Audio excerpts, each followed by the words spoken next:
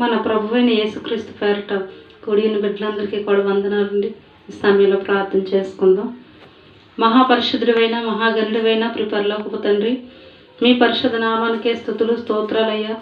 తండ్రి నాన్న, ఈ దినాన్ని బట్టి మీ నామాన్ని స్తుతిస్తున్నాం, స్తోత్రిస్తున్నాం ప్రభువా.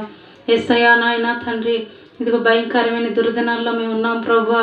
అయ్యా నాయన తండ్రి, మీ వాక్యం సెలవిచ్చిందయ్యా, దుర్దినములు రాకముందే, దాన్ని విడిచిపోకముందే ఈ లోకంలో ఏది శ్రేష్టమైందని లేదు తండ్రి ప్రభువా. రక్షణ మారు మనసు పొందుకొని సిద్ధపాటు కలిగి ఉండే భాగ్యాన్ని ప్రతి ఒక్కరిలో దయచేయండి అయ్యా. అరయ్యా తండ్రి నాయన, కరోనా వైరస్ అంత నాయన భయంకరంగా ప్రభువా అనేక బిడ్డల్ని ప్రభువా నాయన తండ్రి అయ్యా నాయన తీసుకుని వెళ్ళిపోతుంది ప్రభువా నాయన.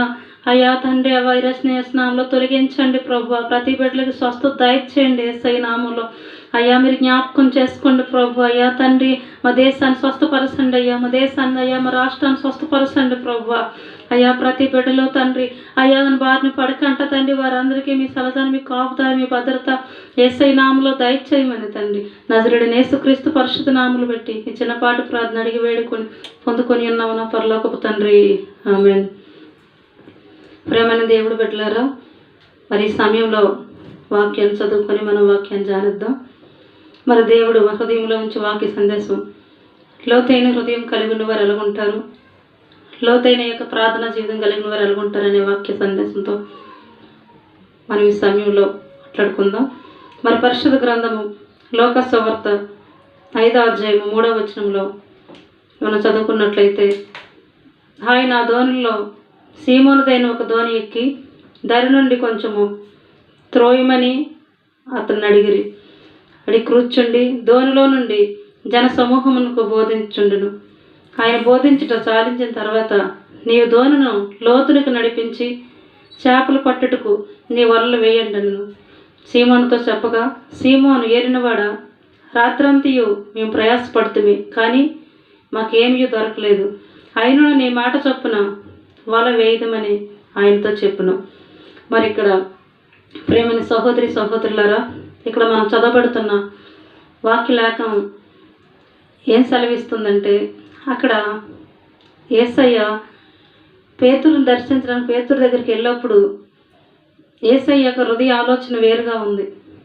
పేతురు రక్షణ పొందాలని, ఆయన విలువైన జీవితము, లోతైన అనుభవం కలిగి ఉండాలని దేవుడి యొక్క ఉద్దేశం. ఒకవేళ అక్కడ చేపలు కావాలంటే 5 రొట్లు 2 చేపలు ఎలాగైతే అభివృద్ధి పరిచారో దేవుడు, అక్కడ చేపలు కూడా సృష్టించగలరు. కానీ అయినప్పటికీ కూడా పేతురు కొన్ని తెలుసుకోవాలని లోతైన అనుభవంలోకి నడిపించినట్టుగా మనం చూడగలుగుతున్నామండి. లోతైన అనుభవం అంటే ఎలా కలుగుతుందంటే, మనం అధిక సమయం దేవుడిలో ప్రార్థనలో ఉంటే మన జీవితము అన్ని విషయాల్లో కూడా లోతైన ప్రార్థన అనుభవంలో మనం ఉండగలుగుతాం. ఎలాంటి విషయాలు కలిగిన, ఎలాంటి పరిస్థితులు ఎలా ఉన్నా మనం దేవుడితో నడిచేవారుగా ఉంటాం.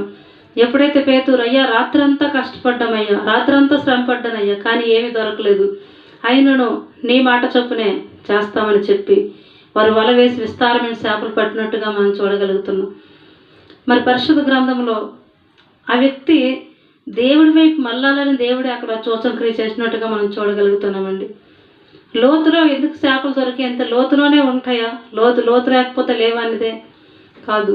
దేవుడి ఉద్దేశం ఏంటంటే, పేతురు యొక్క అనుభవాలు ఇంకా దేవుడిలోకి ఆయన రావాలని దేవుడి యొక్క ఉద్దేశం. అయ్యా నేను పాపాత్ముడయ్యా, నన్ను విడిచిపెట్టి వెళ్ళిపోయి అంటప్పుడు నువ్వు భయపడకు, ఇకపోయినా నువ్వు మనుషులు పట్టే జాలరుగా మారుతావని చెప్పి ఆరణమే తన యొక్క పాప శాప జీవితం అంతా తొలగిపోయి దేవుడిని వెంబడించినట్లుగా మనం చూడగలుగుతున్నాం. లోతైన అనుభవం ఏ బిడ్డ నుంచి తాకుతుందో ఆ బిడ్డ జీవితం పరిశుద్ధంగా మార్చబడుతుందండి. పరిశుద్ధమైన జీవితము దేవుడికి ఎంతో విలువైనది, ఇష్టమైనది. మరి ఒక వాడనైనా దేనైనా మనం చూసుకున్నట్లయితే, అది ఒడ్డునున్నప్పుడు అది చెరువే అవ్వచ్చు, నదే అవ్వచ్చు, సముద్రమే అవ్వచ్చు. ఒడ్డునున్న చేప అది నిలబడలేదు స్థిరంగా, కానీ లోతులో ఉన్నప్పుడు మాత్రము అది తొట్టెల కన్నా నిలబడుతుంది. కాబట్టి మన ఆత్మీయ జీవితము పరిశుద్ధంగా ఎప్పుడైతే ప్రార్థనా జీవితాన్ని కలిగి ఉంటామో అప్పుడు మనం లోతైన అనుభవంలో ఉన్నవాళ్ళుగా దేవుడి వాక్యం సెలవిస్తుందండి. లోతైన ప్రార్థన ఎప్పుడు చేయగలమంటే మన జీవితాన్ని పరిశుద్ధంగా కాపాడుకోవాలని దేవుడు కోరుకుంటున్నాడు. ఇక్కడ మరొక వ్యక్తిని మనం చూసుకుందాం. ఆదికాండము 39వ అధ్యాయము 6వ వచనం చదువుకుందామండి.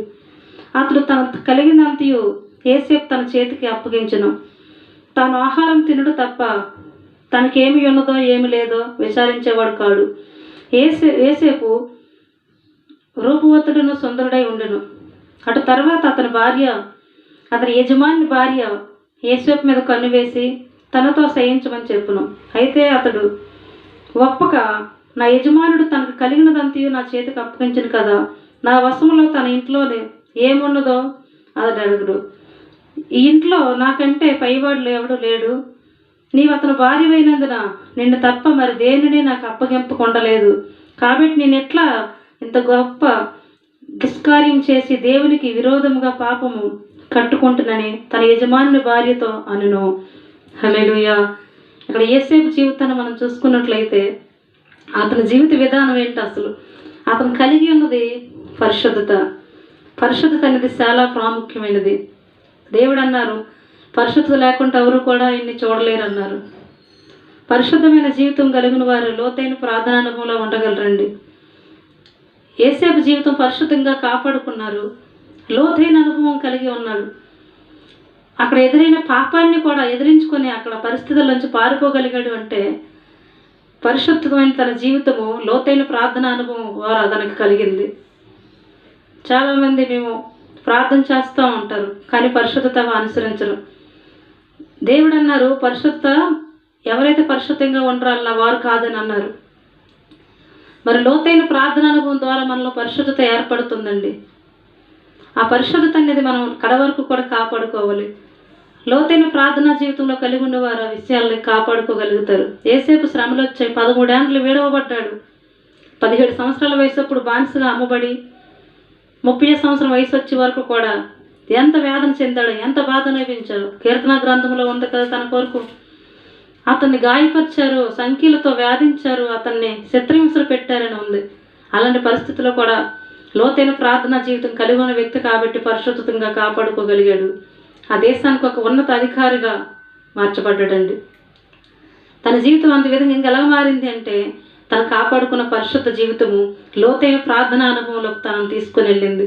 ఈరోజు ప్రేమైన సహోదరి సహోదరులారా, మరి మనం చేస్తున్నామా? మనం ప్రార్థిస్తున్నామా? మన దేవుడితో ఒక ఏకాంక దేవుడికి మనకి ఒక బంధం ఉందా? దేవుడు అడుగుతున్నారు, నీలో పరిశుద్ధత కావాలి. దేవుడు దేని నుంచి ఎవరి దగ్గరికి వస్తారండి? పరిశుద్ధులైన వారి దగ్గరికి ఆయన వస్తామన్నారు. ఆ రోజు పరిశుద్ధురాలైన కన్యమరియమ్మని ఆయన ఎందుకు చేసుకున్నారండి? పరిశుద్ధంగా ఉన్నవారిని దేవుడు ఎంతో ఇష్టపడతారు. పరిశుద్ధంగా ఉన్నవారు లోతైన ప్రార్థన చేయడానికి ఆరు ఇష్టపడతారండి. ఇక్కడ పరిశుద్ధంగా దేవుడితో నడిచే వ్యక్తి ఇంకో వ్యక్తి కథలకన్నా వెదరకన్నా నిలబడ్డారండి. ఆయనే మోషే. ఇక్కడ మన నిర్గమాకాండము 14వ అధ్యాయము 10వ వచనం చదువుకున్నట్లయితే, ఫరో సమీపించుండగా ఇజ్రాయేలు కన్నులెత్తి ఐగుప్తులు తమ వెనుక వచ్చుట చూసి మిక్కిలి భయపడి యెహోవాకు మొరపెట్టిరి. అంతటి వారు మోసేతో, ఐగుప్తులో సమాధులు లేవని ఈ అరణ్యంలో చచ్చుటకు మమ్మల్ని రప్పించుతావా అని అన్నారు. ఇక్కడ ఇజ్రాయేల్ ప్రజలు వారు ఎందుకు అలా సొనుక్కోగలిగారు, ఎందుకు వారు అలా తిట్టుకున్న వారుగా ఉన్నారంటే వారిలో ప్రార్థనా జీవితం, పరిశుద్ధ జీవితం ఎంత మాత్రం కూడా లేదు. వారు అక్కడ అద్భుత కార్యాలు చూస్తున్నారు, దేవుడు చేసింది చూస్తున్నారు, దేవుడిచ్చింది తింటున్నారు, వెంటనే మర్చిపోతున్నారు. మోసే నిన్ను వీళ్ళతో మాట్లాడాలి కాబట్టి వాళ్ళు పరిశుద్ధపరుసు 3 దినాలు వాళ్ళు బట్టలు ఉతుక్కొని వారు మారు మనసు పొంది వాళ్ళు పరిశుద్ధులైతే కాబట్టి నేను మాట్లాడలేనని దేవుడు ముఖ్యంగా మోసేతో చెప్తున్నారండి. వారు అవిశ్వాసులుగా కనబడుతున్నారు. వాళ్ళలో ప్రార్థన లేదు, పరిశుద్ధత లేదు కాబట్టి లోతైన అనుభవంలో వాళ్ళు ఉండలేకపోయారు, వాళ్ళు నిలవలేకపోయారు. కానీ పరిశుద్ధ అనుభవం, లోతైన ప్రార్థనా జీవితం కలిగి ఉంటున్న మోషే మాత్రము 13వ వచనంలో అంటున్నాడు, అందుకు మోషే భయపడుకుడి, యెహోవా మీకు నేడు కలుగజేసే రక్షణను మీరు ఊరకే నిలబడి చూడుడి. మీరు నేడు చూస్తున్న ఐగుప్తులు ఇక మీదట మరి ఎన్నడూ చూడరు అన్నారండి. హల్లెలూయా. మోషే ఎందుకలా చెప్పగలిగాడు? అసలు మోషే ఎందుకంత రోడ్డుగా ధైర్యంగా ఎలా ప్రతిపత్తులు ఇవ్వగలిగాడు? ఇంకా అది జరగలేదు ఆల్రెడీ. నేడు ఐగుప్తులు చూస్తున్నాం, వారిని ఇక మీరు ఎన్నడూ చూడరని ఎలా చెప్పగలిగాడంటే తన జీవితం మొట్టమొదటిగా పరిశుద్ధ జీవితాన్ని కాపాడుకున్నాడు, ప్రార్థనా జీవితాన్ని కాపాడుకున్నాడు, దేవుడితో లోతైన బంధత్వం, లోతైన అనుబంధం కలిగి ఉన్నాడు. కాబట్టి పరిస్థితులు ఎలాగున్నా ఆటలు చూడలేదు, కానీ పరిస్థితులన్నీ కూడా మనకు అనుకూలంగా మారుస్తున్న దేవుడిని చూశారండి. లోతైన ప్రార్థన చేస్తున్న వారు ఎప్పుడు కదల్చబడరు. ఎన్ని శ్రమలు వచ్చినా, ఎన్ని బాధలు వచ్చినా, ఎన్ని ఇబ్బందులు వచ్చినా, ఇరుగు పొరుగు అందరూ కూడా ఎన్ని బాధలు పెట్టినప్పటికీ వాళ్ళు దృఢంగా స్థిరంగా నిలబడగలరండి. ఎందుకంటే దేవుడు వారి హృదయాల్లో వారి జీవితాల్లో ఉండి కార్యం చేస్తూనే ఉంటారు. పరిశుద్ధంగా భయపడరు దేనికి. లోతైన ప్రార్థన కలిగిన వారు ఎన్ని భయంకరమైన సమస్యలు వచ్చినా వారు భయపడకన్నా స్థిరంగా నిల్చుంటారు. లోతైన సముద్రంలో ఉన్న వాడు అలాగైతే స్థిరంగా ఉంటుందో అలాగే పరిశుద్ధ జీవితంగా ఉండేవారు, లోతైన ప్రార్థన అనుభవం కలిగిన వారు కూడా ఉండగలుగుతారు. మరి ఒడ్డుకు తీసుకొస్తే ఆ వాడు ఎంత మాత్రం కూడా నిలబడలేదు. అలాగే చాలామంది మేము ప్రభులో ఉన్నామని చెప్తారు, కానీ ఇంకా ఒడ్డున ఉండిపోయిన వారుగానే ఉన్నారు. ఇంకా లోతైన అనుభవంలోకి వారు ఇంకా వెళ్ళలేదు. కాబట్టే వారి జీవితాలు గాలికి చెదరగొట్టే పొట్టు వల్లే ఉంటున్నాయి. దేవుడు ఇష్టపడేది కొట్లాంటి జీవితం కాదు, పరిశుద్ధమైన యథార్థమైన ఫలించి ఇతరులకి ఆశీర్వాదకరంగా ఉండాలని దేవుడు కోరుకుంటున్నాడు. యేసేపు కోసం దేవుడు సాక్ష్యం ఇచ్చారు. ఆయన ఫలించిన కొమ్మ, అతను ఎవరు ఆపలేరు, అతను ఎవరు కూడా ఇబ్బంది పెట్టలేరు. తగిన సమయం వచ్చినప్పుడే ఫలం ఇచ్చే చెట్టు వల్ల అతను ఉంటాడని దేవుడు ప్రతిఉత్తరం ఇస్తున్నారండి. మనం లోతైన ప్రార్థనా జీవితాన్ని కలిగి ఉన్నప్పుడు లోతైన అనుభవం దేవుడికి మనకి ఏర్పడుతుంది. కాబట్టి దేవుడు లోతైన ప్రార్థన జీవితంలో మనం ఉన్నప్పుడు మనం పరిశుద్ధులుగా ఆయన మార్చి ఆయన రక్తం ద్వారా మనల్ని కడిగి శుద్ధీకరిస్తారండి. ప్రార్థనలు అంటే ఒక 10 నిమిషాలు, ఒక 5 నిమిషాలు చేసి ముగించుకోవడం కాదు. వ్యక్తిగత ప్రార్థనా జీవితం ప్రతి వ్యక్తి కూడా, ప్రతి దేవుడి యొక్క బిడ్డ కూడా కలిగి ఉండాలి. ప్రార్థనలో దేవుడికి నీకు బంధం ఏర్పడాలి. ఈ లోక సంబంధమైన తలంపులు, ఆలోచనలతో నువ్వు దేవుడి సన్నిధిలో కూర్చుంటే నువ్వు ప్రార్థన చేయలేవు. పరలోక సంబంధమైన ఆలోచనలతో, పరలోక సంబంధ ఉద్దేశంతో అసలు దేవుడి ఉద్దేశం ఏంటి, దేవుడి యొక్క సిద్ధపాటు ఏంటి, దేవుడి యొక్క నిర్ణయం ఏంటి, దేవుడు నా నుంచి ఏం కోరుకుంటున్నాడు అని చెప్పి మనం దేవుడికి అప్పగించుకొని దేవుడి సన్నిధిలో ప్రార్థన చేయాలి. పౌలు గారిని దేవుడు పిలిచారు, పరిశుద్ధ పౌలు అని దేవుడు అన్నారు. అతను లోతైన జీవితంతో దేవుడితో నడిచిన తర్వాత అతను ప్రాణాన్ని కూడా లక్ష్య కన్నా దేవుడితో ఆ బంధం కట్టుకున్నాడండి. ఆయన మారిన తక్షణమే మొదటి రోజు అతను మాట్లాడే మాట ఏంటంటే, అయ్యా నేను మీకోసం ఏం చెయ్యాలి ఇప్పుడు అని అన్నారు. ఈరోజు ప్రతి ఒక్క బిడ్డలు అడుగుతున్నారా, అయ్యా నీకోసం నేను ఏం చెయ్యాలయ్యా, నీకోసం నేను ఏమైనా చెయ్యాలా అని దేవుడి కోసం ఎవరైనా అడుగుతున్నారా?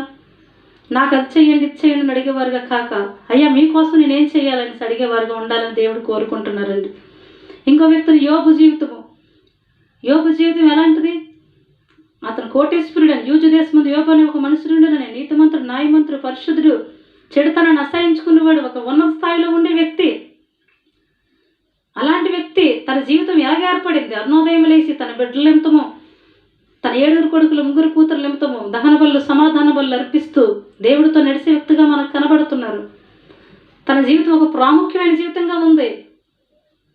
అయితే శోధనలు వచ్చాయి, సమస్యలు వచ్చాయి, దుష్టుడు శోధించాడు. ఎడ్లు, గొడ్లు, మేకలు, గొర్రెలు అన్నీ చనిపోయి చివరికి కడుపును పుట్టిన బిడ్డలు కూడా చనిపోయినప్పుడు తన బట్టలు సింపుకొని, వస్త్రాలు గోనిపట్టు కట్టుకొని, బూడిద పోసుకొని ఏమని అంటున్నాడు, అయ్యో అన్నీ పోనాయ్యా అని ఆడలేదు, కానీ నా తల్లి గర్భం దిగంబరగా వచ్చాను, దిగంబరగా వెళ్ళిపోతున్నాను, యెహోవా ఇచ్చిన యెహోవా తీసుకున్నాడు, ఆయన నామానికే మహిమ కలిగిన గాక అన్నాడు. హల్లెలూయా. అటువంటి ప్రతిఉత్తరం ఎవరు ఇవ్వగలరండి? ఎంత ధైర్యవంతంగా అలా చెప్పగలరు? అతను ఎందుకు అలా చెప్పగలిగాడంటే పరిశుద్ధ జీవితాన్ని కాపాడుకోగలిగారు, లోతైన ప్రార్థనా జీవితాన్ని కాపాడుకోగలిగారు, దేవుడితో అతను జీవించగలిగారు. కాబట్టే ఖండిస్తున్న పరిస్థితులు ఎలాగున్నా అవన్నీ లెక్క చేయలేదు. సాతానుడు వదిలేదు అంతటితో. తన సొంత భార్య వచ్చింది, ఇంకా దేవుడిని విడిచిపెట్టవా? ఇన్ని జరిగినా దేవుడిని వదలవా? దేవుడు నీకు ఏం మేలు చేశారు? దేవుడు నీకు అసలు ఏమి ఇచ్చారు? ఇచ్చినవన్నీ తీసుకెళ్ళిపోయారు కదా, ఒక్కడమే మిగిలిపోయావా? నువ్వు కూడా ఎందుకు బ్రతకడము, నువ్వు కూడా చనిపో అని చెప్పి తన సొంత భార్య దూషించినప్పుడు ఆమెను కూడా ఒక మాట మాట్లాడలేదండి. అమ్మ మురుగురాలు మాట్లాడినట్టు మాట్లాడకమ్మా, యెహోవా ఇచ్చిన యెహోవా తీసుకున్నాను, ఒకవేళ మనకు అది కావలిస్తే మళ్ళీ దేవుడు ఇస్తారు అని చెప్పినప్పుడు అతను లోతైన ప్రార్థనా జీవితం మనకు అక్కడ కనబడుతుందండి. మన జీవితంలో మనం అన్నీ కోల్పోయినప్పుడు అటువంటి నిరీక్షణతో ఉండగలుగుతున్నామా? మనల్ని అదిగా ప్రేమించిన వారే మనకు దూరమైనప్పుడు, అందరూ మనల్ని విడిచిపెట్టి వెళ్ళిపోయినా, ఆస్తులే పోయినా, అనాథగా మిగిలిన, నిన్ను విడిచిపెట్టకన్నా నీతో ఉండే దేవుడు నీ మధ్యలోనే ఉన్నారని నిరీక్షణతో నువ్వు సాక్ష్యం ఇవ్వగలవా? నువ్వెప్పుడు సాక్ష్యం ఇవ్వగలవంటే లోతైన ప్రార్థనా జీవితం, పరిశుద్ధ జీవితము నీలో ఉన్నప్పుడే నువ్వు ఇవ్వగలవు. హల్లెలూయా. దేవుడు అలాంటి వారిని కోరుకుంటున్నారు. ఇంకో పరిశుద్ధ గ్రంథంలో ఇంకో వ్యక్తిని మనం చూడగలుగుతున్నాం. చూడండి, ఆదికాండము 22వ అధ్యాయము 3వ వచనం మనం చదువుకున్నట్లయితే, తెల్లవారినప్పుడు అబ్రహాము లేచి తన గాడిదకు గంత కట్టి తన పనివారిలో ఇద్దరిని తన కుమారుడు ఇస్సాకును వెంట పెట్టుకొని దహన బలి కొరకు కట్లు చీల్చి లేచి దేవుడు తనతో చెప్పిన చోటుకి వెళ్ళెను. హల్లెలూయా. దేవుడు అబ్రహాముతో అన్నారంట, రాత్రి చెప్పారేమో అది, అబ్రహామా నీకు ఒక్కడే నీ కుమారుడు నా కొరకు బలివు అని అడిగినప్పుడు రాత్రి దేవుడు చెప్పారు. తెల్లవారే లేచి ఇంకా ఎవరికి ఇరుగు పొరుకే తన భార్యకని చెప్పారో చెప్పలేదు, కానీ దేవుడు తనతో ఏం చెప్పారో అది చేయడానికి అతను సిద్ధపడ్డాడు. తీసుకొని ఆ మోరియా పర్వతానికి తన కుమారుడు ఇస్సాకును వెంట పెట్టుకొని వెళ్ళి దహన బలి ఇచ్చినను కూడా అతను వెనకడుగేయలేదండి. కట్లు పేల్చారు. తన కుమారుని దహన బలి ఇవ్వడానికి సిద్ధపడినప్పుడు దేవుడు అంటున్నారు కదా, అబ్రహామా అబ్రహామా నీకు ఒక్కడే నీ కుమారుని కూడా నాకు ఇవ్వడానికి వెనకడుగేయలేదు, కాబట్టి నువ్వు నన్ను ఎంతగా ప్రేమిస్తున్నావో, నువ్వు నాతో ఎంతగా ఉన్నావో, ఎంతైనా లోతు అనుబంధం నీకు నాకు ఉందో నీ విశ్వాసం ద్వారా నీ క్రియల ద్వారా బయలుపడింది, కాబట్టి నీ కుమారుని నువ్వే తీసుకొని వెళ్ళిపో. నీ కుమారునికి బదులుగా అదిగో పొదల మధ్య కొమ్ములు తగిలించుకుంటున్న పొట్టేలు తీసుకుని రా అని చెప్పారండి. లోతైన ప్రార్థనా జీవితము, పరిశుద్ధ జీవితము కలిగి ఉన్న ప్రతి బిడ్డల కొరకు అక్కడ నీకేదో లేదని నువ్వు బాధపడద్దు. అయ్యో ఏమీ లేదు నాకేంటి ఎలా బ్రతకాలని బాధపడుతున్నావేమో, అలాంటి పరిస్థితిలో నీ పక్షంగా అక్కడ ఏర్పాటు చేయగల దేవుడు నీతోనే ఉన్నారు. హల్లెలూయా. అక్కడ పొదల మధ్య కొమ్ములు తగిలించుకున్న గొర్రెపోతు ఉండిపోయింది. ఇస్సాకు అబ్రహాం కుమారుడు ఇస్సాక్కి విమోచన క్రైతనముగా అక్కడ క్రీస్తే బలిగా అయిపోయారండి. ఈరోజు దేవుడు నీ నుంచి ఏం కోరుకుంటున్నారంటే పరిశుద్ధ జీవితము. దేవుడు అనుకుంటున్నారు నీ సృష్టించేది తనతో ఉండడానికే, తనతో నువ్వు కలిసి ఉండాలని, నీతో తను ఉండాలని దేవుడు కోరుకుంటున్నారండి. ఆయన మీ దగ్గరే ఉంటూ మన దగ్గరే ఉంటూ మనతోనే ఉండాలని దేవుని యొక్క ఉద్దేశం, దేవుని యొక్క చిత్తము. లోతైన ప్రార్థన జీవితం ద్వారా నువ్వు ఎన్నో నీ జీవితాలు ఎంతగా మార్పు కలుగుతాయి. నువ్వు ప్రార్థన అధికంగా చేసినప్పుడు నీలో ఏ పాపం కూడా ఉండదు. ఒక భక్తుడు అన్నాడు, ప్రార్థన చేస్తున్న వారు పాపం చేయలేరు, పాపం చేస్తున్న వారు ప్రార్థన చేయలేరని. నువ్వు లోతైన ప్రార్థనా జీవితం, దేవుడికి నీకు ఒక బంధం అనేది ఏర్పడాలి. ఆ బంధాన్ని ఎటు పరిస్థితులు వచ్చినా, ఎన్ని బంధకాలు వచ్చినా, సాతాను శక్తులు వచ్చినా, ఇలాంటి కరువులు ఆటంకాలు తెగుళ్ళు ఏ వచ్చినా సరే ఆయన ప్రేమలో నేను ఎవరు వేరుపరిచినలుగా ఉండకూడదండి. నువ్వు ఆయనతో కలిసి ఉండాలి, ఆయన నీతో ఉండాలి. ఇంకా బాగా ఇష్టమైన వాక్యం ఎప్పుడు చదువుకొని దేవుని స్తుతిస్తూ ఉంటాను. యోహాను సువార్త 15:7 నా యందు మీరు నీ యందు నా మాటలు నిలుచున్న యెడల మీకు ఏది ఇష్టమో అడుగుడి అది నీకు ఇస్తానన్నారు దేవుడు. మనం అంటాం అయ్యా అవన్నీ పక్కనెట్టేసి నాకు ఇష్టమైంది అయ్యా అంటాం, కానీ దేవుడు అట్లా అలాంటిది కోరుకోలేదు. భక్తుడు ఏం చేశాడు, అబ్రహాం తన కుమారుడు ఇస్సాకుని బలి అడిగినప్పుడు వెనకడిగేయకంట అయ్యా ఇంకేదైనా కుమారుడు బదులుగా ఇచ్చేస్తున్నాం లేదు. దేవుడు ఏది చెప్పారు అదే చేయడానికి అతను త్వరపడ్డారు, సిద్ధపడ్డారు. తన ప్రార్థనా జీవితము ఎంత విలువైంది, ఎంతో ప్రాముఖ్యమైంది. దేవుడికి లోబడి దేవుడి యొక్క చిత్తాన్ని జరిగించడానికి సిద్ధపడ్డారండి. పరిశుద్ధ గ్రంథం మనకి ఏం సెలవిస్తుందంటే నీ ప్రార్థనా జీవితం, నీ ప్రత్యేకమైన జీవితం ఇతరులకి దేవుడికి దేవునికరంగా ఉండాలని దేవుడు కోరుకుంటున్నారు. మనం ఇంకొక వాక్యాన్ని చూసుకున్నట్లయితే అదే ఆదికాండము 32:23 మనం చూసినట్లయితే యాకోబు వారిని తీసుకొని ఆ ఏరు దాటించి తనకు కలిగిందంతా పంపివేసును. యాకోబు అక్కడే మిగిలిపోయిను. ఒక నరుడు తెల్లవారి వరకు అతనితో పెనుగులాడును. ఇక్కడ దేవుని వాక్యం ఏం సెలవిస్తుందంటే యాకోబు ప్రార్థనా జీవితం, యాకోబు లోతైన ప్రార్థనా జీవితం మనకు అక్కడ కనబడుతుంది. అయితే అప్పటి వరకు యాకోబు లోతైన ప్రార్థన చేసేవాడు కాదా? అసలు అతను ప్రార్థన చేసేవాడా, చేయలేడు వాడా? 26వ అధ్యాయంలోనేమో తండ్రిని విడిచిపెట్టి వెళ్ళిపోయినప్పుడు పరలోక దర్శనాన్ని చూడగలిగాడు, పరలోక ఆశీర్వాదాన్ని చూడగలిగాడు, దేవుడు తనతో మాట్లాడినట్టుగా చూడగలిగాడు. ఏంటక్కడ దేవదూతలు వచ్చి పరలోకం వెక్కుచు దిగుచు ఈ స్థలమందు నా మందిరం కట్టని తనకు ప్రతిఉత్తరం ఇచ్చినప్పుడు నిబంధన చేసుకున్నాడు. అయ్యా ఈ స్థలమందు నీ మందిరం కడతాను, నా 10వ భాగం ఇస్తాను, నా సమస్తం అర్పిస్తానని చెప్పి నిబంధన చేసుకుని వెళ్ళిపోయి 20 సంవత్సరాలు అన్నీ సంపాదించి అన్నీ సాధించి పిల్లలతో ఆస్తితో బహు ధనవంతుడై తిరిగి వస్తున్నాడండి. అలాంటి పరిస్థితుల్లో వచ్చేటప్పుడు తనలో ఒక చిన్న బాధ ఉండిపోయింది. ఏంటది? తన అన్నకు యాసావును మోసపరిచేది తన హృదయంలో ఉండిపోయింది. ఇన్ని సాధించాడు, ఇన్ని సంపాదించాడు, అన్నీ చేశాడు, అయితే ఆ బాధ ఉండిపోయింది. కాబట్టి తన భార్య బిడ్డలు పంపించి ఏకాంతంగా రాత్రి ఉండిపోయాడండి. దేనికోసం ఉండిపోయారంటే దేవుడితో తన ఇంకా దగ్గర అవ్వాలని. అయ్యా ఇప్పుడు వరకు నేనుగానే వెళ్తున్నాను, కానీ అది ప్రయోజనం కాదయ్యా, నువ్వు నాతో పాటు వస్తే అక్కడ పరిస్థితులు మారుతాయి, నువ్వు నాతో పాటు వస్తే అక్కడ ఆశీర్వాదాలు ఎదురవుతాయ్యా, నువ్వు రావాలి నాతో అని చెప్పి ఆ రాత్రంతా పెనుగులాడుతా, రాత్రంతా ప్రార్థన చేసుకుంటూ, ఆ రాత్రంతా స్తుతిస్తూ లోతైన ప్రార్థన అనుభవంలో అతను నడిచినట్టుగా, లోతైన ప్రార్థన అనుభవం కలిగినట్టుగా మనం చూడగలుగుతున్నాం. దేవుడికి అతనికి ఒక బంధము బాగా స్థిరపడి, బాగా బలపడిన తర్వాత అతను బయలుదేరడానికి ఇష్టపడ్డాడండి. దేవుడు అన్నారంట, తెల్లవారుతుంది నన్ను వదులు, నువ్వు ఎవరివే అంటప్పుడు, అయ్యా నేను యాకోబునయ్యా అంటప్పుడు, ఇకపై నీ పేరు మార్చబడుతుందని చెప్పి ఇజ్రాయిల్గా మార్చి అతన్ని ఆశీర్వదించినట్టుగా మనం చూడగలుగుతున్నామండి. ముఖముఖగా దేవుడిని చూస్తారంటండి. నువ్వు దేవుడితో నరులతో పోరాడి గెలిచితువు కాబట్టి నీ పేరు ఇజ్రాయిల్, ఇకపై యాకోబు అనబడదని చెప్పి తనని సంతోషంగా మోసగాడిగా ఉండే తన జీవితాన్ని ఎలా మార్చగలిగింది, తనలో పరిశుద్ధత ఎలాగ ఏర్పడింది, తన లోతైన ప్రార్థన అనుభవం ద్వారానండి. ఈరోజు లోతైన ప్రార్థన అనుభవం కానీ మనలో లేకపోతే మనం ఇంకా మన హృదయంలో, మన తలంపుల్లో ఏవో ఒక రకమైన సాతాను క్రియలు మనల్ని దాడి చేస్తూ ఉంటాయి. అయితే లోతైన ప్రార్థన మనం ఎప్పుడైతే జరుస్తామో మన సాతాను క్రియల్ని జయించే శక్తిని దేవుడు మనకి ఇస్తారండి. మరి సాతాను క్రియలు లయపరచడానికి యేసుక్రీస్తు ప్రభు ఈ లోకానికి వచ్చారని వాక్యంలో ఉంది. మరి సాతాను క్రియలు లయపరచడానికి నీ ప్రార్థన ద్వారా, నువ్వు స్తుతించిన స్తుతి ఆరాధన ద్వారా అనేక దురాత్మ శక్తులు లయపరచబడుతున్నాయి. ఈరోజు కరోనా వైరస్తో ప్రపంచం అంతా బాధపడుతుంది, వేదన చెందుతుంది. అయితే శానిటైజర్లు వాడండి, సోప్తో చేతులు కడగండి అని చెప్పినప్పుడు ఆ శానిటైజర్ వాడి ఆ సోప్తో చేతులు కడిగినప్పుడు కొన్ని వైరస్ క్రిములు చచ్చిపోతున్నాయి. అలాగే నువ్వు స్తుతించడం ద్వారా, నువ్వు గణపరచడం ద్వారా, నువ్వు ప్రార్థించడం ద్వారా, నువ్వు దేవుడిని ఆరాధించడం ద్వారా చీకటి శక్తులు లయమైపోతున్నాయి. దేవుడు అధికారం ఇచ్చారు. మీరు భూమిపై దేని బంధిస్తారు, పరలోక మంది బంధింపబడును. మీరు భూమిపై దేని విప్పుతారు, పరలోక మంది ఇప్పబడిన అన్నారు. ధైర్యంతో, నిరీక్షణతో మీరు ఏదైనా అడిగినప్పుడు, మీరు ప్రార్థన చేసినప్పుడు ఏదైనా అడిగినప్పుడు దూడుగా అడగండి అన్నారు దేవుడు. నువ్వు ఎప్పుడు అడగలిగంటే లోతైన ప్రార్థన నీలో ఉండాలి. ఏదైనా చెట్టును పెట్టే ఫలం పేరు వస్తుంది, ఫలానా చెట్టు ఫలం కదా, ఫలానా పండు కదా అని. నువ్వు లోతైన ప్రార్థన జీవితం కలుగుని వారైతే మీ జీవితము దైవికంగా దేవుడికి ఇష్టమైన మార్గంలో నడవడానికి దేవుడు శక్తిని సమకూరుస్తారు. దేవుడు శ్రేష్టమైన బలాన్ని, ఆశీర్వాదాన్ని ఇవ్వాలని దేవుడు కోరుకుంటున్నారు. నీలో పరిశుద్ధ జీవితం దేవుడు ఎంతో ఇష్టపడుతున్నారు. పరిశుద్ధమైన ప్రార్థన, పరిశుద్ధాత్మ చేతితో కూడే ప్రార్థన దేవుడికి ఎంతో ఇష్టంగా ఉంటుంది. దానియేలు ప్రార్థన చేశాడు. తన ప్రార్థన చేస్తున్న తక్షణమే ప్రార్థన చేయడానికి మోకాలు వేసినప్పుడే పరలోకం నుండి ఆశీర్వాదం, పరలోకం నుండి జవాబు బయలుదేరిపోయిందండి.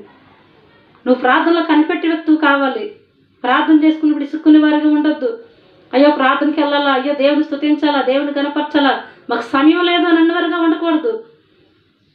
దేవుడికి మనం సమయం ఇచ్చిన వారుగా ఉన్నప్పుడే మన జీవితం దైవికంగా మారుతుంది. మన ముందు ఉంచబడుతున్న ఈ భక్తులందరూ జీవితాలు ఎంతో శ్రేష్టంగా మార్చబడ్డాయి.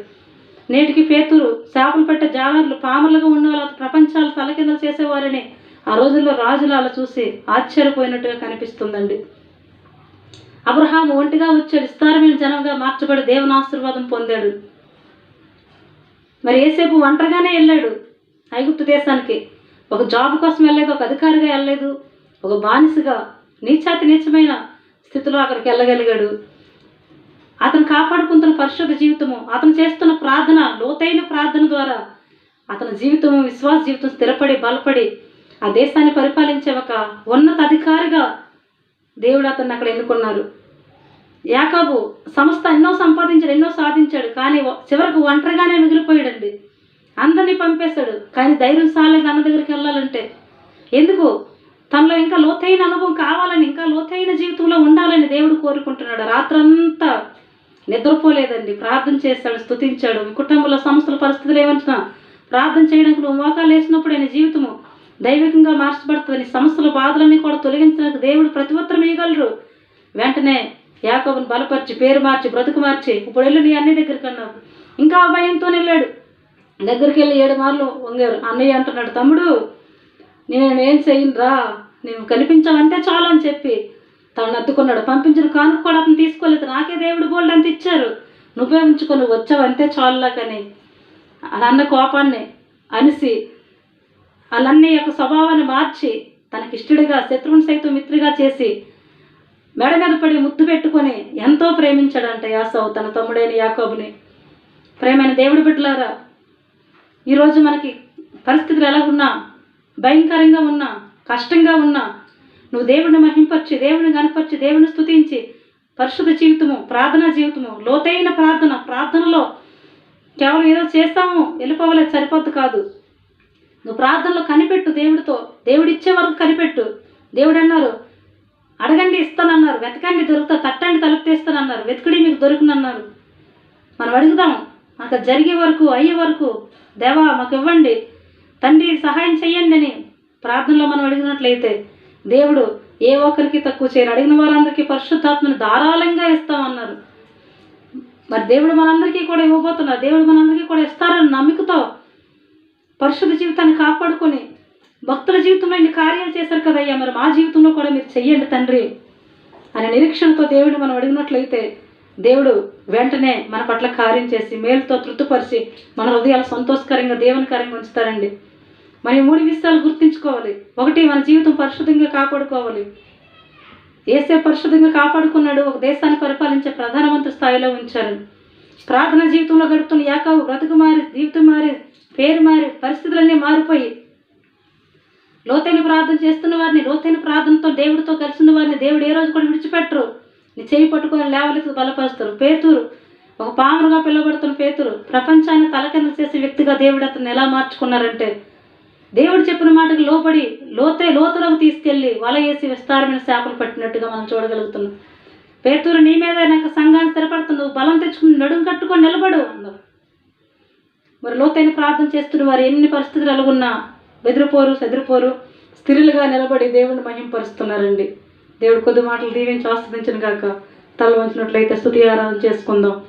స్తోత్రం స్తోత్రం స్తోత్రం స్తోత్రం స్తోత్రం స్తోత్రం స్తోత్రం స్తుతి స్తోత్రం స్తుతి స్తోత్రం స్తుతి స్తోత్రం స్తుతి స్తోత్రం. వందనాలు ప్రభువా, వందనాలు వందనాలు వందనాలు వందనాలు వందనాలు. Hallelujah hallelujah hallelujah hallelujah hallelujah hallelujah hallelujah hallelujah. Thank you Jesus, thank you Jesus, thank you Jesus, thank you Jesus. పరిశుద్ధాత్మ వందనాలు, పరిశుద్ధాత్మ వందనాలు. పరమా తండ్రి నీకే స్తోత్రం, పరమా తండ్రి నీకే స్తోత్రం. హల్లెలూయా హల్లెలూయా హల్లెలూయా హల్లెలూయా. స్తోత్రం స్తోత్రం స్తోత్రం స్తోత్రం స్తోత్రం స్తోత్రం స్తోత్రం. స్తోత్రార్హుడా పరిశుద్ధుడా స్తోత్రం స్తోత్రం స్తోత్రం. నీ ఉంటే నాకు చాలు సయ్యా, నీ వెంటే నేను ఉంటానే సయ్యా. నీ ఉంటే నాకు చాలు సయ్యా, నీ వెంటే నేను ఉంటానే సయ్యా. నీ మాట చాలయ్యా, నీ చూపు చాలయ్యా, నీ తోడు చాలయ్యా, నీ నీడ చాలయ్యా. నీ మాట చాలయ్యా, నీ చూపు చాలయ్యా, నీ తోడు చాలయ్యా, నీ నీడ చాలయ్యా. నీ ఉంటే నాకు చాలు సయ్యా, నీ వెంటే నేను ఉంటానే సయ్యా. ఎన్ని బాధలున్నను, ఇబ్బందులే అయినను, ఎంత కష్టమొచ్చినా నిష్ఠూరమైనను, ఎన్ని బాధలున్నను, ఇబ్బందులే అయినను, ఎంత కష్టమొచ్చినా నిష్ఠూరమైనను. నీ మాట చాలయ్యా, నీ చూపు చాలయ్యా, నీ తోడు చాలయ్యా, నీ నీడ చాలయ్యా. నీ మాట చాలయ్యా, నీ చూపు చాలయ్యా, నీ తోడు చాలయ్యా, నీ నీడ చాలయ్యా. నీ ఉంటే నా నీ వెంటే నేను ఉంటానేసయ్యా, నీ ఉంటే నాకు చాలు సయ్యా, నీ వెంటే నేను ఉంటానేసయ్యా. బ్రతుకునావా పగిలినా కడలి పాలైనను, అలలు ముంచి వేసిన ఆశలు అనగాయిన, నీ మాట చాలయ్యా, నీ చూపు చాలయ్యా, నీ తోడు చాలయ్యా, నీ నీడ చాలయ్యా, నీ ఉంటే నాకు చాలయ్యా, నీ వెంటే నేను ఉంటానేసయ్యా. తండ్రి స్తోత్రం, పరిశుద్ధ వందనాలు. మహనీయుడ, మహాగణుడ, సర్వాధికారి అయ్యా నాయన, మీ కృపల మీద ఇలా అయ్యా కాచి కాపాడినందుకే స్తుతులు, వందనాలు, స్తోత్రం స్తోత్రం అయ్యా. ఆదరించే దైవమా మీకే వందనాలు, మీకే ఘనత, మీకే స్తుతులు స్తోత్రాలు ప్రభువా. అయ్యా నాయన, మీ కృప లేనిదే నాయన, మీ దయ లేనిదే ప్రభు బ్రతకలేమేసయ్యా. తండ్రి గడిచిన కాలం అంతా కాచి కాపాడినందుకే స్తోత్రాలు స్తుతులు డాడీ. దేవాధిపతి వందనాలు, స్తోత్రములు స్తోత్రములు స్తోత్రములు అయ్యా. అయ్యా నాయన, అయ్యా దర్శించేవాడు, బలపరిచేవాడు అయ్యా.